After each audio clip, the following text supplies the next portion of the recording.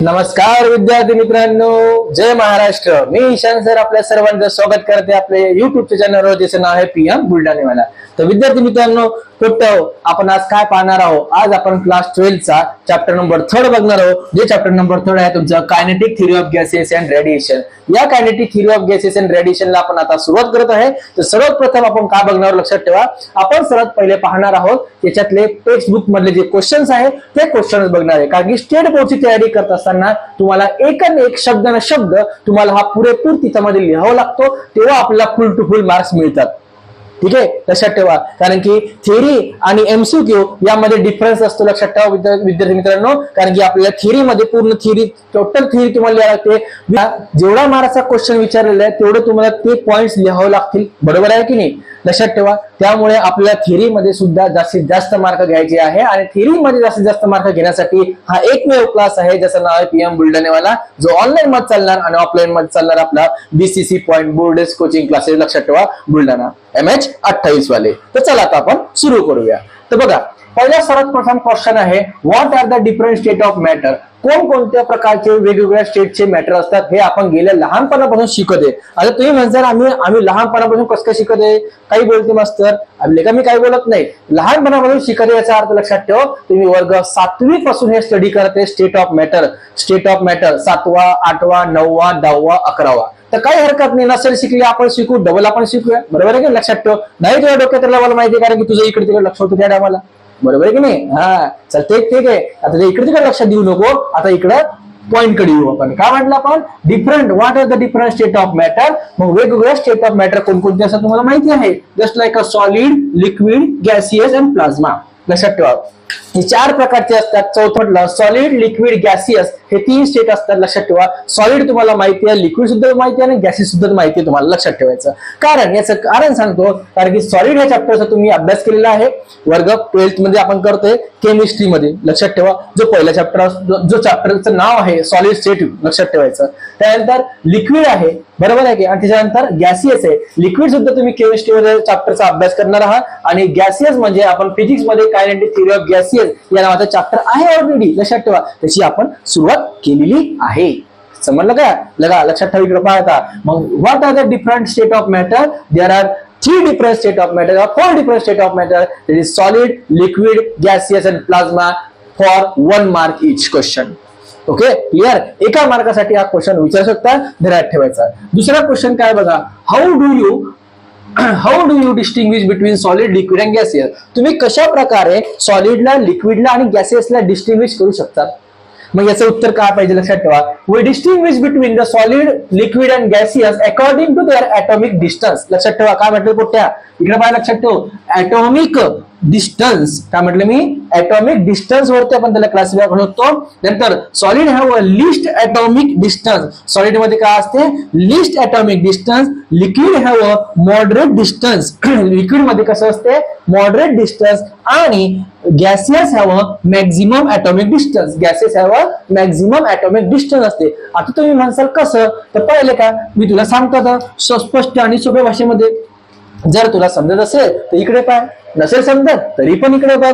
बघा, ह्या ठिकाणी मी हा बॉक्स घेतला आणि या बॉक्स मध्ये पूर्ण हे जे ऍटम्स भरलेले आहे हे पूर्ण ऍटम्स टाकलेले, लक्षात ठेवा. आणि या ऍटम्स मध्ये कुठल्याही प्रकारचा गॅप नाहीये, म्हणजे कुठल्याही प्रकारच्या 2 ऍटम मध्ये डिस्टन्स कव्हर नाहीये. सगळं भरलेले आहे. जसं आपण एक काय घेतो, एक जार घेतो. ठीक आहे, आपण एक चॉकलेटचा जार घेतला, त्या जारमध्ये पूर्ण माती भरली किंवा रेती टाकली. बरोबर आहे की नाही? मग फुल आपण लहानपणी खेळायचो. बघा, लक्षात ठेवा. तुम्ही खेळायची की नाही माहित नाही, पण आपण रेती, माती, दगड अशी बॉटल मध्ये भरून ठेवायचं. बिस्लरीची बॉटल पण राहायची. बिस्लरीची बॉटल म्हटलं प्यायची नाही बॉटल, हा बिस्लरीची बॉटल राहायची, त्याच्यामध्ये सुद्धा आपण भरून ठेवायचं. ठीक आहे ना? त्यामध्ये मी सांगून करायलो, लक्षात ठेव. याच्यामध्ये काय सांगितलं की याच्यामध्ये पूर्ण म्हणजे कुठल्याही पार्टिकल्स मध्ये कुठल्याही प्रकारचं डिस्टन्स नाहीये. That is the state of the solid. लक्षात ठेवा, ती काय म्हणजे तुमची सॉलिड. त्यानंतर दुसरी स्टेट बघा, या ठिकाणी 1 2 3 1 2 3 असे भरले. मग याच्यामध्ये काय आहे, पार्टिकलच्या ऍटम्स मध्ये काय डिस्टन्स आहे डिस्टन्स, दॅट इज द आपण काय म्हणतो त्याला लिक्विड. आणि तिसरी स्टेट म्हणजे एक इथं एक इथं एक इथं एक इथं एक इथं, म्हणजे ती आली तुमची गॅसियस. डिस्टन्स जास्त असणार ती स्टेट म्हणजे कोणती स्टेट असणार तुमची गॅसियस स्टेट. समजलं का पिंट्या? मग पहा इकडे काय म्हटलं तर solid have a least atomic distance, liquid have a moderate distance, मॉडरेटचा अर्थ काय कमी, आणि where gases have a maximum atomic distance, तर गॅसेस मध्ये कसं डिस्टन्स असते म्हणतो जास्तीत जास्त डिस्टन्स असते. अशा प्रकारे आपण त्याला काय शकतो डिस्टिंग्विश बिटवीन करू शकतो. आहे की नाही एकदम इझी लँग्वेज मध्ये. म्हणून तुम्ही म्हटलं एकदम सोपं आहे, लक्षात ठेव, कठीण काहीच नाही. कठीण आपण असतो की ज्या सब्जेक्टला त्या टॉपिकला आपण काय करतो कठीण बनवतो. म्हणून लक्षात ठेव सोप्या भाषेत जर शिकायचं असेल तर फक्त एकच प्लॅटफॉर्म आहे, तो म्हणजे पीएम बुलढाणेवाला. ठीक आहे, चल पहा इकडे पुढचा question. What are the gas law. आता गॅस लॉ कोणाला म्हणायचं. तुम्ही म्हणसाल गॅस लॉ म्हणजे काय, तो वाला गॅस लॉ का, गॅस लॉ म्हणजे जो सकाळी इकडे आवर, तो नाही गॅस लॉ. गॅस लॉ म्हणजे काय लक्षात ठेव बेटा, laws that related the process, laws that related the pressure. कोणावर डिपेंड असतो, लॉज हा रिलेटेड असतो कोणावरती, प्रेशर वरती. तो प्रेशरचं नाव काढलं लगेच तुला सकाळ सकाळचं आठवण येईल बेटा, रे प्रेशरची. प्रेशर कोण असतो, प्रेशर, त्यानंतर व्हॉल्यूम अँड टेम्परेचर या तिघांवर डिपेंड असतो. लक्षात ठेवा काय म्हटलं मी, double laws that related the pressure, volume and temperature of the gases are known as काय म्हणतात त्याला गॅस लॉ. जो laws that रिलेटेडचा अर्थ माहिती रिलेशन असणे, कोणावरती रिलेशन असणे तर गॅसचं कोणावरती असणे बघा, प्रेशर वरती असणे, त्यानंतर आपण म्हटलं व्हॉल्यूम वरती असणे, त्याच्यानंतर आपण म्हटलं काय टेम्परेचरवर असणे, या तिघांचं रिलेशन असणे, म्हणजे याचा अर्थ काय होतो तो लक्षात ठेव, काय म्हणतो आपण त्याला गॅस लॉ. सो मग गॅस लॉचे आपण या ठिकाणी तुम्हाला 3 प्रकारचे लॉची स्टडी करायची. किती प्रकारचे आहे, 3 प्रकारची. ते 3 प्रकारचे लॉ म्हणजे कोणते बेटा, इकडे पहा पटकन दिशी. बॉइल्स लॉ पहिला आहे तुमचा बॉइल्स लॉ, दुसरा आहे चार्ल्स लॉ, तिसरा आहे गे-लुजी लॉ. हे 3 लॉ आहे. तिन्ही लॉचे तुम्हाला स्टेटमेंट बघायचे, रिलेशन बघायचे, लक्षात ठेवा, आणि ते आपण सुद्धा पाहणार आहोत. मग तिसरा क्वेश्चन पण खतम झाला आहे, एकदम सोपा. चला तर मग पुढच्या क्वेश्चन कडे वळू. What is a absolute zero temperature. Absolute zero temperature कोणाला म्हणायचं, लक्षात ठेव. काय म्हटलं मी, ऍब्सोल्यूट झिरो टेम्परेचर कोणाला म्हणायचं, एकदम सोपं आहे. काय इकडे, the temperature at which pressure, double शब्द आला, प्रेशर ऑफ गॅस वुड बी किती असणार बघा, 0. किती असणार, 0. अब बनेगा तू हिरो बेटा. So is -273.15 degree Celsius. तो किती असतो, -273.15 degree Celsius, and is a term as काय म्हणतो आपण त्याला ऍब्सोल्यूट झिरो टेम्परेचर. काय म्हणतो आपण त्याला ऍब्सोल्यूट झिरो टेम्परेचर. लक्षात ठेव, डबल सांगतो मी, डबल पाईप इंट्या. द ऍब्सोल्यूट झिरो टेम्परेचर कुणाला म्हणायचं, the temperature at which the pressure of gas, the temperature at which pressure of a gas would be 0. त्या गॅसवरचा प्रेशर बिकम किती असणार तुमचं, 0. 0 म्हणजे किती लक्षात ठेवा, is -273.15 degree Celsius, and each term is absolute zero temperature. अशा टर्मला काय म्हणायचं, ऍब्सोल्यूट झिरो टेम्परेचर. समजलं का पिंट्या? पहा इकडं पुढचा क्वेश्चन काय, व्हॉट इज अव्होगॅड्रो नंबर. हा अव्होगॅड्रो नंबर काय नवीन नाही राजा, बरोबर आहे किंवा राण्यांनो, हा अव्होगॅड्रो नंबर नवीन नाहीये. हा अव्होगॅड्रोची आपण सर्वात स्टार्टिंगला त्याच्याबद्दल स्टडी केली होती क्लास 8 मध्ये, क्लास 9 मध्ये, क्लास 10 मध्ये. पण तुम्ही काही कारणाअभावी तुमच्या डोक्यात नसेल ते 11वी मध्ये सुद्धा तुम्ही स्टडी केली, पण काही कारणाअभावी डोक्यात नसल्या कारणामुळे आपण रिपीट बघणार. चला तर मग बघू, अव्होगॅड्रो नंबर कोणाला म्हणायचं. पिंट्या पहा इकडे, number of molecules in 1 mole of gas is called Avogadro number. एवढ्या सोप्या भाषेमध्ये तुला कोणी सांगणार नाही राजा. काय म्हटलं मी, नंबर ऑफ मॉलिक्युल्स काय असणार, number of molecule in 1 mole of gas. किती मोल ऑफ गॅस म्हणतो, only 1 mole of gas is called as काय म्हणू आपण त्याला, अव्होगॅड्रो नंबर. काय म्हणतो त्याला, अव्होगॅड्रो नंबर. मग अव्होगॅड्रो नंबर दाखवतो कशाला लक्षात ठेवा, कॅपिटल एन आणि कॅपिटल ए पायाशी दाखवायचा, त्याला आपण NA म्हणतो. काय म्हणतो, NA. एन म्हणजे नंबर, ए म्हणजे अव्होगॅड्रो. त्याची व्हॅल्यू किती असते बघा, 6.03 इंटू 10 च्या पॉवर मध्ये 23. किती, 6.03 इंटू 10 च्या पॉवर मध्ये 23. ही एवढी त्याची व्हॅल्यू असते. सो पुढे म्हटलं आपण 1 मोल ऑफ कार्बन, एक मोल ऑफ कार्बन किती असतो, 12 हॅज अ मास. किती असतो त्याचं मास, 12. So 12 gram and content 6.03 into 10 च्या पॉवर 23 ऑफ कार्बन ऍटम. म्हणजे त्या कार्बन ऍटम मध्ये किती असतील, किती ॲव्होगॅड्रो नंबर असतील 6.03 इंटू 10च्या पॉवर मध्ये 23 एवढे त्याच्यामध्ये काय असतील कार्बनच्या ऍटम मध्ये ॲव्होगॅड्रो नंबर असतील, लक्षात ठेवा. समजलं? हे होते आपले 4 क्वेश्चन. आता आपण वळणार कोणाकडे? पहा राजा, मी तुला आता सांगतोय, मी आता तुम्हाला सांगितलं की काय बघायचे आपल्या याच्यामधले 3 मेन लॉ आहे, Boyle's law, Charles law, Gay-Lussac law. Clear? ठीक आहे, चला तर मग आपण बघूया बॉइल्स लॉ, चार्ल्स लॉ आणि गे-लुईस लॉ. चला तर मोठ्यांनो, आता आपण पाहणार काय 3 लॉ तुम्हाला सांगितले आहे आणि एक ॲव्होगॅड्रो नंबर म्हणजे काय, ॲव्होगॅड्रो लॉ म्हणजे काय तो बघणार आहोत. चला तर बघा, पहिला आहे बॉइल्स लॉ. काय आहे पहिला तुमचा? Boyle's law. बॉइल्स लॉ काय सांगतो पहा, boys and girls, for a given mass and ideal gas. कोणता गॅस आहे म्हणतो? एक आयडियल गॅस. आयडियल गॅसचं इक्वेशन तुम्हाला सगळ्यांना माहिती असेल, PV is equal to NRT मध्ये असते. काय असतं आयडियल गॅसचं इक्वेशन? या ठिकाणी मी राईट करतो, काय असतो? PV is equal to NRT. आता हे तुम्हाला हेच इक्वेशन आपल्याला डिराईव्ह करायचं आहे, समोर पण लक्षात ठेवायचं. मग PV is equal to NRT म्हणजे काय? Pressure, volume, number. लक्षात ठेवा, कोण कॉन्स्टंट आणि कोण टेम्परेचर. ठीक आहे, मग या ठिकाणी काय सांगितलं बघा, बॉइल्स लॉ सर्वात प्रथम काय सांगतो तुम्हाला, for a given mass and ideal gas at a constant temperature. म्हणजे याच्यामध्ये ideal gas at a constant काय राहणार सांगा? Temperature. The volume of a gas inversely proportional to the, कसं आहे म्हणतो? इनव्हर्सली प्रपोर्शनल टू द कोणाला? इट्स प्रेशरला. कोणाला इनव्हर्सली प्रपोर्शनल म्हणतो? व्हॉल्यूम ऑफ गॅस हा प्रेशरला. म्हणून या ठिकाणी आपण लिहिलं व्ही इज काय म्हटलं? इनव्हर्सली. आता इनव्हर्सलीचा अर्थ लक्षात आला पाहिजे तुम्हाला सगळ्यांना. काय बघा, या ठिकाणी मी म्हटलं व्ही म्हणजे कोण? व्हॉल्यूम. व्हॉल्यूम हा इनव्हर्सली प्रपोर्शनल आहे कोणाला? प्रेशरला, म्हणजे पीला. आता तुम्ही हे तुम्हाला ही गोष्ट माहिती असेल चांगल्या पद्धतीने, डायरेक्टली प्रपोर्शनल आणि इनव्हर्सली प्रपोर्शनल काय असते?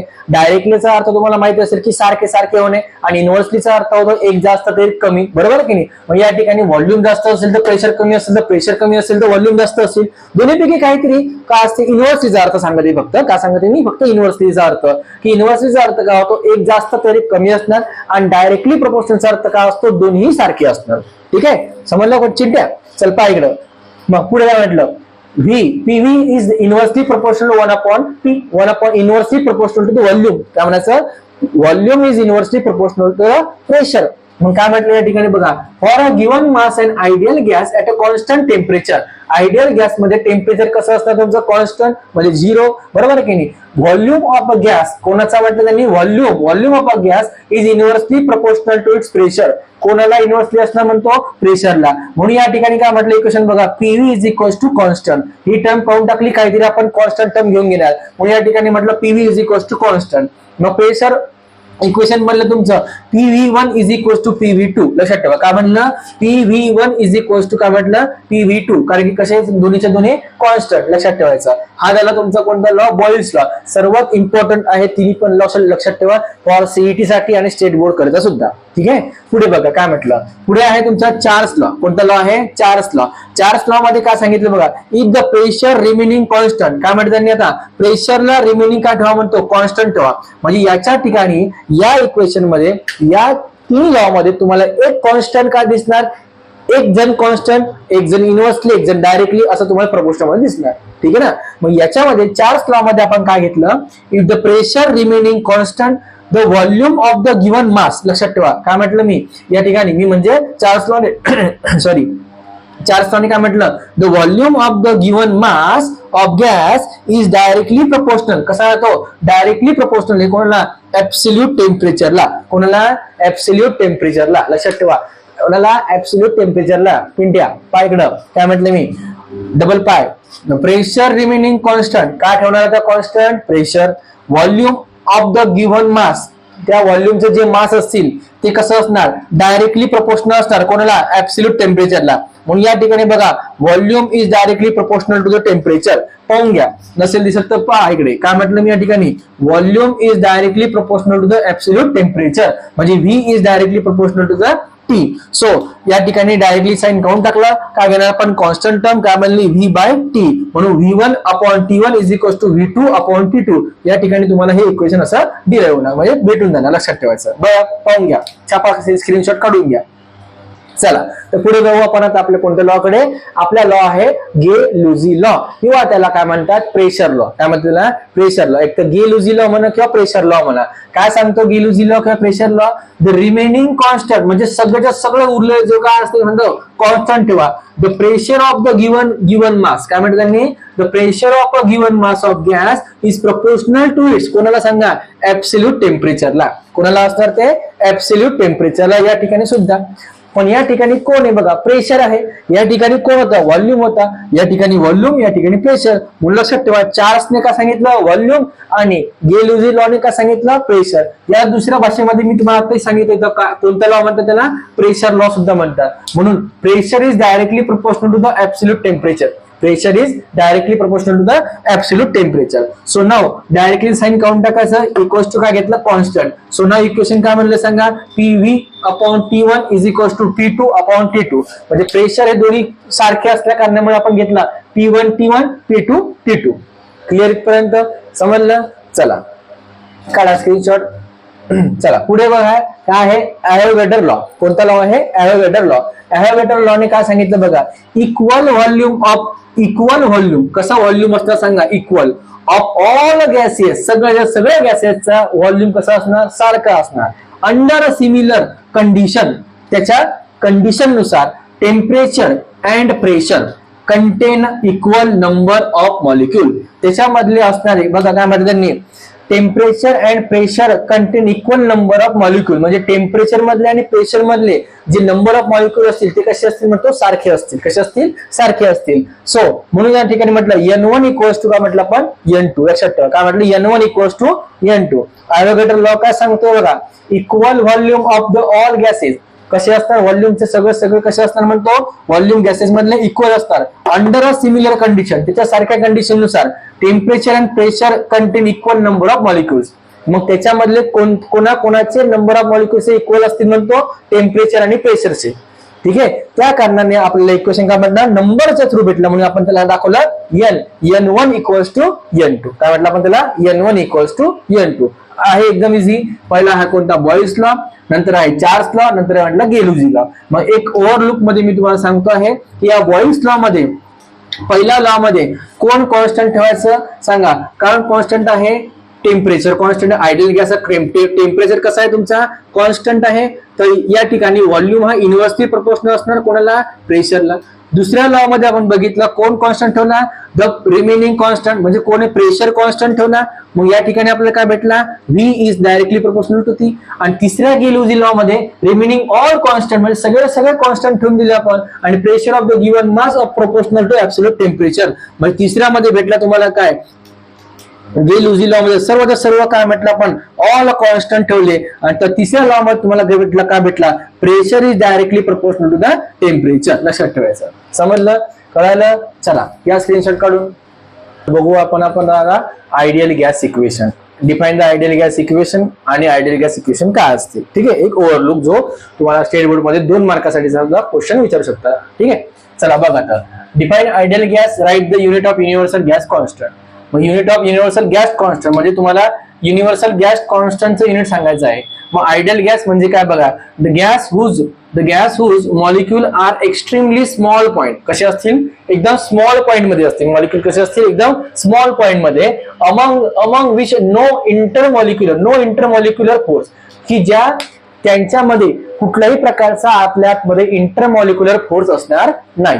इंटरमॉलिक्युलरचा अर्थ तुम्हाला समजतो आतमधल्या आतमध्ये. ठीक आहे इंटरमॉलिक्युलर फोर्स.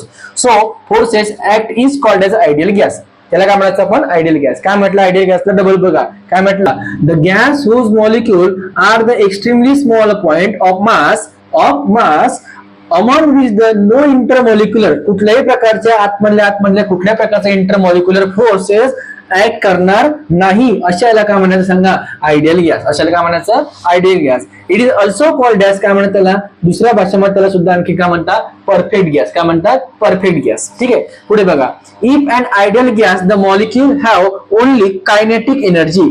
फक्त आयडियल गॅस मध्ये कुठल्या प्रकारची एनर्जी असते म्हणतो कायनेटिक एनर्जी पोटेन्शियल एनर्जी राहत नाही. आता कायनेटिक एनर्जी म्हणजे काय पोटेन्शियल एनर्जी म्हणजे तुम्हाला माहित असणार आहे. नसेल माहित एकदा शॉर्टकट मध्ये तुम्हाला सांगतो. कायनेटिक एनर्जी म्हणजे अशी एनर्जी ज्याच्यामध्ये मोशन मध्ये असणार. कशामध्ये असणार तुमची एनर्जी? मोशन मध्ये असणार. पिंट्या इकडे बाय लक्षात ठेव, कशामध्ये असणार? मोशन मध्ये. आणि पोटेन्शियल एनर्जी म्हणजे अशी एनर्जी की जी एनर्जी आपण काय करतो? स्टोअर करून ठेवतो. काय करतो? स्टोअर. जसं आपण आपल्या टाकीतलं पाणी काय करतो? स्टोअर करून ठेवतो. बरं, नळ आले की स्टोअर करून ठेवणे, नळ आले की स्टोअर करून ठेवणे, म्हणजे पोटेन्शियल एनर्जी झाली. आणि जे डॅम्प मधलं पाणी आहे, त्या डॅम्प मधलं पाणी वाहत जाणार आहे, एका ठिकाणी थांबणार आहे का? नाही. मग काय जाणार? वाहत जाणार, वाहत जाणार, वाहत जाणार, म्हणजे ती कोणती एनर्जी असते? Kinetic energy. लक्षात ठेवायची. ठीक आहे. चला तर पुढे बघा. मग याच्यामध्ये ideal gas molecule have only kinetic energy, no potential energy. Potential energy राहत नाही. मग for an molecule for equation of an ideal gas, equation भेटलं आपल्याला आयडियल गॅसचं. का असतं इक्वेशन? बघा, PV is equals to NRT. काय म्हटलं आहे? PV is equals to NRT. याला फक्त आपण म्हटलं पीव्ही इज इक्वल्स टू, आपल्याला एक्सप्लेन करायला सांगितलं नाही, तरी पण आपण थोडंफार प्रमाणामध्ये केलं. तर काय म्हटलं बघा, पी म्हणजे P is the pressure of the ideal gas. P म्हणजे प्रेशर आहे, व्ही म्हणजे व्हॉल्यूम आहे आयडियल गॅसचा, एन म्हणजे बघा एन काय आहे लक्षात ठेवा, small N is the amount of an ideal gas measured in the terms moles. बरोबर आहे की नाही? लक्षात ठेवा, n is the amount of an ideal gas measured in the term mole. मोल मधला काय असणार? अमाऊंट असणार. त्यानंतर r म्हणजे काय? r is the gas constant. r म्हणजे काय? Gas constant. आणि तुम्हाला हेच काढायचं काय? तुम्हाला बघा, unit of universal gas constant. तुम्हाला गॅस कॉन्स्टंटचं युनिट काय करायचं? तुम्हाला युनिट काढायचं आहे. मग बघा, r is the universe, r is the gas constant. आणि t म्हणजे कोणला असणार? t is the temperature. t is the temperature. Clear इथपर्यंत? मग त्यांनी काय म्हटलं? फॉर 1 मोल, आपण किती मोल घेतला? 1 मोल घेतला, एन ची व्हॅल्यू 1 घेतली, तर पीव्ही इज इक्वल टू काय भेटणार? आरटी. मग याच्यावरून तुम्हाला इक्वेशन काढायचं, आपला युनिट काढायचं कोणाचं? आपल्याला युनिट काढायचं आरचं. आर कोण आहे तुमचं? माहित तुम्हाला आर कोण आहे? गॅस कॉन्स्टंट आहे. म्हणून गॅस कॉन्स्टंटला इक्वेशन 1 वरून इम्प्लाइज केलं. इक्वेशन 1 वरून आपण बनवलं. काय बनलं? R is equal to PV upon N T. R is equal to PV upon N T. मला सांगा, एन ची व्हॅल्यू आपण 1 पुट केली तर काही फरक पडणार आहे का? नाही. कारण की काय भेटणार तुम्हाला लक्षात ठेवा, काय भेटणार? R is equal to PV upon काय भेटणार? टी.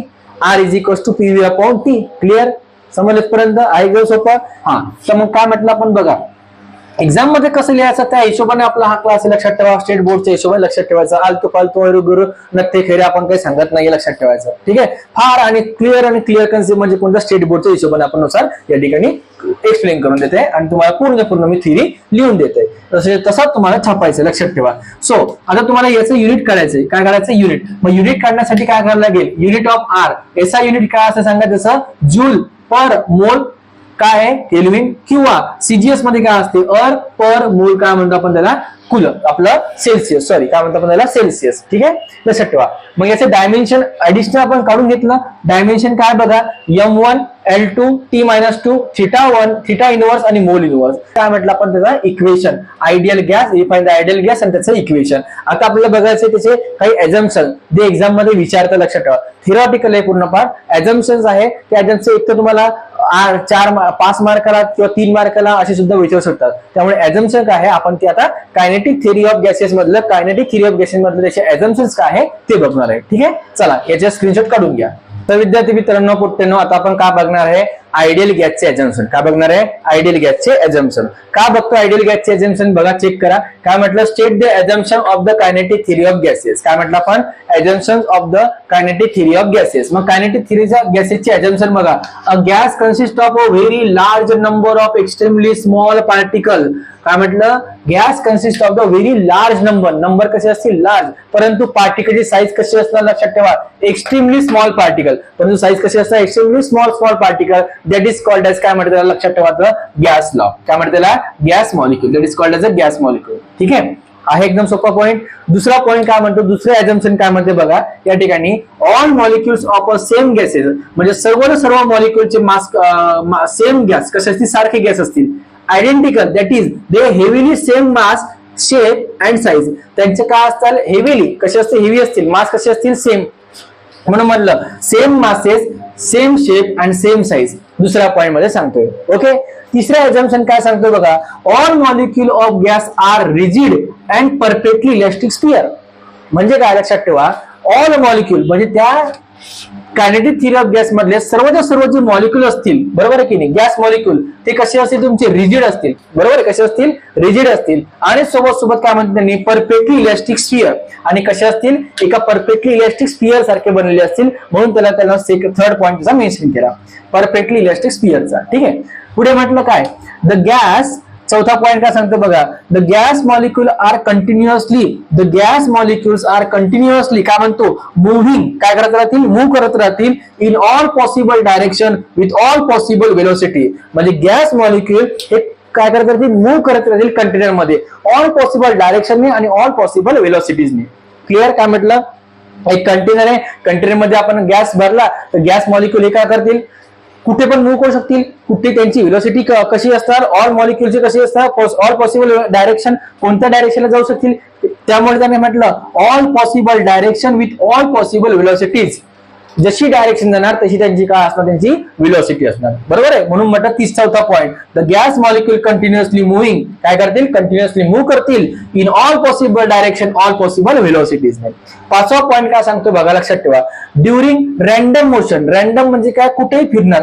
रॅन्डम म्हणजे काय असा अर्थ, कुठेही फिरणारा. लक्षात ठेवा, कुठेही फिरतो तो मोकाटासारखा आहे की नाही पिंट्या. लक्षात ठेवा, जसं तू फिरतो, सुट्टी गिट्टी असली की चाललं मोकाटासारखं फिरणं. म्हणून random motion, during random motion of gas molecule collides काय होतील, ते कोलाइड विथ इच अदर एकमेकांना आदळतील. कोलाइड म्हणजे काय, एकमेकांना आदळणे. म्हणजे हा एक गॅस मॉलिक्यूलचा पार्टिकल इकडून आला, हा गॅस मॉलिक्यूल पार्टिकल आला, दोन्ही आले आणि दोघं एकमेकांना आदळले.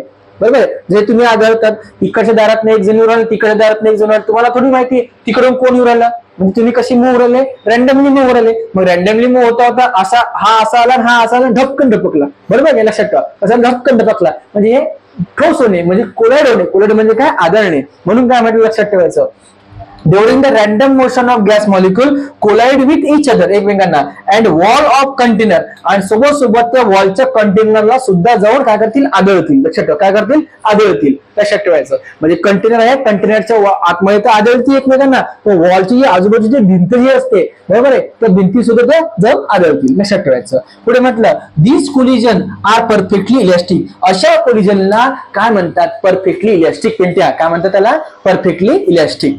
सो नाव नेक्स्ट आहे बिटवीन. 6वा पॉईंट बघा, बिटवीन टू सक्सेसिव्ह कोलिजन. किती, दोन सक्सेसिव्ह म्हणजे काय, एका पाठीमागे एक, एका मागोमाग एक. लक्षात ठेवून द्या.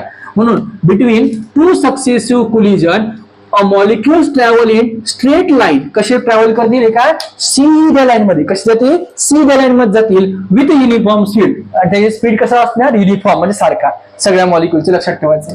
पुढे म्हटलं काय, द ऍव्हरेज नंबर ऑफ. 7वा पॉईंट काय सांगतो, the average number of molecule. काय म्हटलं, average number of molecule per unit volume of gas remain कसे असणार सांगा, कॉन्स्टंट. काय म्हटलं त्यांनी, कॉन्स्टंट. म्हणून म्हटलं the average number of molecule, त्याचा मॉलिक्यूलचा जो ऍव्हरेज काढणार पर युनिट व्हॉल्यूम, कोणानुसार, प्रत्येक व्हॉल्यूम नुसार. पर म्हणजे काय, प्रत्येक व्हॉल्यूम नुसार गॅस रिमेन्स कसा असणार, त्याचा कॉन्स्टंट. म्हणजे गॅस कसा असणार, त्याचा नेहमी करता कॉन्स्टंट राहणार. लक्षात ठेवून इंडिया. 8वा पॉईंट काय सांगतो, लक्षात ठेव. 8वा पॉईंट सांगतो, द इंटरमॉलिक्युलर फोर्स. काय, कसा फोर्स आहे, इंटरमॉलिक्युलर फोर्स आहे. Force on attraction or repulsion. Force of attraction or repulsion. Attraction repulsion. लक्षात ठेवा. माहिती तुम्हाला मॅग्नेट मध्ये असते अट्रॅक्शन रिपल्शन. जसं तुम्ही सुद्धा होता, कोणाकोणाकडे तरी कोणाकोणाकडे पाहून अट्रॅक्शन आहे की नाही, कोणाकोणाकडे पाहून कसे होतं तुम्ही रिपल्शन. नको रे बाबा, ती नको. नाही ही सगळं इकडे अट्रॅक्शन वालं. बरोबर आहे, काय खरं नाही, कोणीही कोणाकडेही अट्रॅक्ट होते आजकाल, नाही का पिंट्या, बरोबर आहे की नाही. म्हणून सांगत लक्षात ठेवा, इंटरमॉलिक्युलर फोर्स ऑफ अट्रॅक्शन. पण अट्रॅक्शनला बळी नको पडू, पण रिपल्शनला मात्र बळी नको पडू, दोघांना नको पडू. कारण की आपला फोकस ठेवा. म्हणून attraction or repulsion between two molecules. किती मॉलिक्युल मधलं सांगितलं त्यांनी, 2 मॉलिक्युल. आर कसे असते, निग्लिजिबल. निग्लिजिबलचा अर्थ काय आहे, पूर्णपणे 0. तसंच तुम्हाला सुद्धा करायचं तुमच्या लाईफ मध्ये. कुठे तुम्ही अट्रॅक्ट झाले की त्याला निग्लेक्ट करून टाकायचं. काय करून टाकायचं, 0 करून टाकायचं. नको रे बाबा, आपला फोकस कडेच पाहिजे, आपल्या करिअरकडेच पाहिजे. लक्षात ठेवायचं. म्हणून निग्लेक्ट करून टाकायचं. समजलं, लक्षात ठेव. चालला नाही तो अट्रॅक्ट झाला की चालला शेवटी काय होते, मग शेवटी काहीच नाही, शेवटी तेच भेटते. काय भेटते, धो का मिल गया है. पुढे काय म्हटलं बघा, 9 नंबरचा पॉईंट सोडा, ते सोडून द्या, सगळ्या गोष्टी पांचर गोष्टी त्या सगळ्या. पुढे 9वा पॉईंट काय म्हणतो बघा, द ऍक्च्युअल व्हॉल्यूम. काय म्हणतो त्यांनी, ऍक्च्युअल व्हॉल्यूम. काय म्हटलं, ऍक्च्युअल म्हणजे actual volume occupied by the gas. Actual volume काय करणार, तो गॅसचा जेवढा काही स्पेस आहे तो काय करणार, त्याला ऑक्युपाय करणार. Molecules is very small. त्याच्यामधले मॉलिक्युल ची साईज कशी असणार, very small compare to the total volume of gas. कोणासोबत कम्पेअर करायचं म्हणतो, जो टोटल व्हॉल्यूम असणार कंटेनरचा त्याचा, त्या टोटल व्हॉल्यूम ऑफ गॅस सोबत त्याला काय करणार, कम्पेअर करणार. हा झाला तुमचा 9वा पॉईंट. लास्ट पॉईंट काय सांगतो पिंटअप आहे, the average kinetic of gas molecule. काय म्हटलं, the average kinetic energy of gas molecule is कशी असणार सांगा, डायरेक्टली प्रोपोर्शनल टू द कोणाला, ऍब्सोल्यूट टेम्परेचरला. कोणाला, ऍब्सोल्यूट टेम्परेचरला. म्हणजे average kinetic energy of gas molecule म्हणजे सरळ सरळ kinetic energy of gas molecule is directly proportional to the कोणाला सांगितलं त्यांनी, ऍब्सोल्यूट टेम्परेचरला. कोणाला, ऍब्सोल्यूट टेम्परेचर. कशामधला, गॅस मधला. कशामधला, गॅस मधला. लक्षात ठेव. समजलं. चल छाप स्क्रीनशॉट. चला, तर हे होते तुमचे ऍझम्पशन. काय होते तुमचे ऍझम्पशन, लक्षात ठेवायचं. 4 ला, 3 ला, 2 ला, 5 ला, किती मार्काला. पण याच्यापैकी तुम्हाला जेवढे मार्काचे वेटेज आहे, समजा 2 चे विचारले तर 4 पॉईंट द्यायचे, 3 चे विचारले तर 6 पॉईंट द्यायचे, आणि 4 मार्काला विचारले तर तुम्हाला कमीत कमी मिनिमम 8 पॉईंट द्यावा लागतील. लक्षात ठेवायचं. ठीक आहे. हे झालं तुमचं आता ऍझम्पशन. आता याचा नेक्स्ट पार्ट आपण पाहणार दुसरा, म्हणजे कोणता असणार, मीन फ्री पाथ. तोपर्यंत तुम्हाला माहितीये मी काही सांगणार नाही, काहीच नाही. तुम्हाला जर चांगलं वाटलं तर तुम्ही तुमच्या मित्र मैत्रिणींना, गोरगरीब विद्यार्थ्यांना हे फॉरवर्ड करा, सेंड करा. फ्री ऑफ कॉस्ट मध्ये सगळं मटेरियल तुम्हाला अवेलेबल करून देणार आहे मी, सर्व टोटल. ठीक आहे, लक्षात ठेवायचं. तर भेटूया आपण आपल्या सेकंड पार्टला. ज्या सेकंड पार्ट मध्ये आपण स्टडी करणार आहे मीन व्हेलॉसिटी, मीन स्क्वेअर व्हेलॉसिटी, रूट मीन स्क्वेअर व्हेलॉसिटी याची स्टडी करणार आहे. ओके, चला तर भेटूया. जय महाराष्ट्र.